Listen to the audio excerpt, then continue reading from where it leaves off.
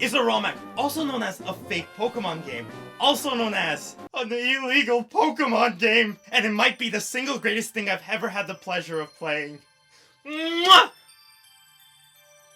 Rom Hacks are amazing games that do things the mainline games never dared to try. But you see, Rom Hacks have one small, mine's average, problem.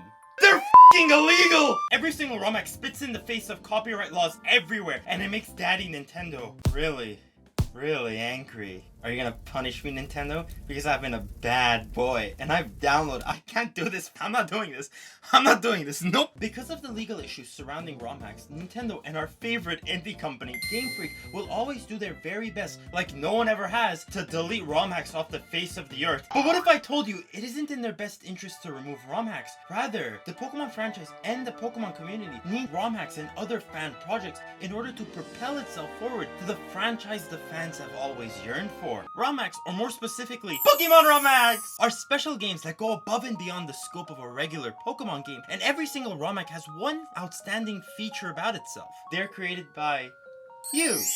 Well, not specifically you, because you're taking a 50-minute crap rather than actually being productive with your life. But what I really mean is you, the fans, because these fake games are developed by fans all over the world with the sole interest of giving players a challenge and telling a fascinating story that the mainline games fail to do so. The difference between a Pokemon Rom Hack and a mainline game is that the Rom Hacks do things that the mainline games never dared to do. They take risks, the difficulty is ramped up to an 11, and they sometimes tell a more mature story, and sometimes get a little freaky with it. Why do you exist? Pokemon Rom Hacks are some of the most important projects created by the Pokemon community because they hold within themselves every fan's wishes, aspirations, and wet dreams for the future of the franchise. The last one might just be me. Games like Radical Red, Renegade Platinum, and Volt White 2 are examples of games that take the base game and improve it by increasing the game's difficulty while adding new catchable Pokemon. Mons like Deoxys and Darkrai are nowhere to be found in Black and White 2, but with some of that Rom Hack magic, you can now add these previously unobtainable Pokemon into your team and beat the game. Other times, Rom Hacks just take ideas that were completely forgotten about and reintroduce them into their games, like Z-Moves, Dynamaxing, and the thing I won't shut the f up about,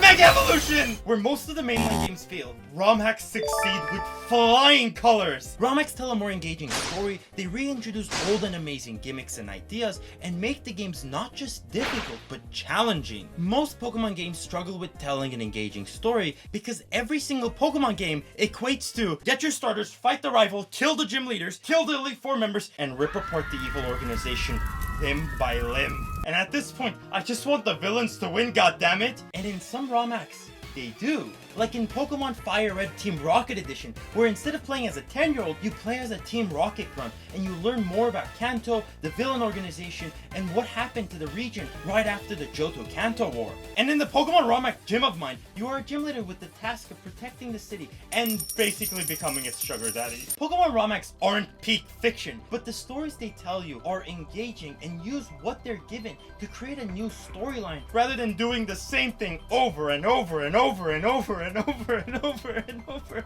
I can't do this anymore. I'm no longer a 10-year-old Nintendo! But what if you don't give a shit about stories and you really love battles? Well, most Rom Hacks are actually a grand challenge. For instance, Pokemon Radical Red gives you every single Pokemon and creates some of the best concocted fights I've lost to. Yeah, I never beat Radical Red.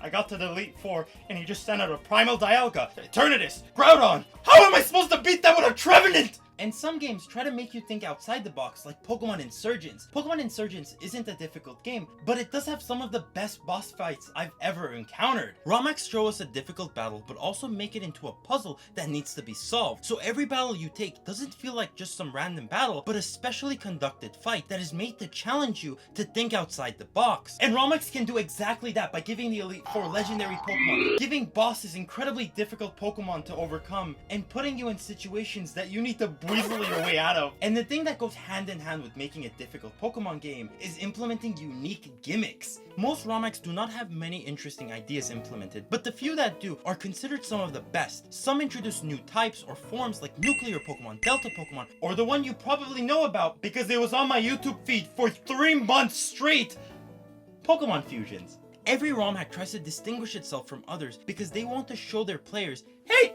I think this is really cool. Please don't kill me, Nintendo. So the ROM hackers will create a masterpiece and then present it in front of the class, only for the teacher to show up and beat the shit out of the student. And if you don't get that joke, the teacher is a metaphor for Nintendo, and the beating the shit out of the student is Nintendo beating the shit out of ROM hackers.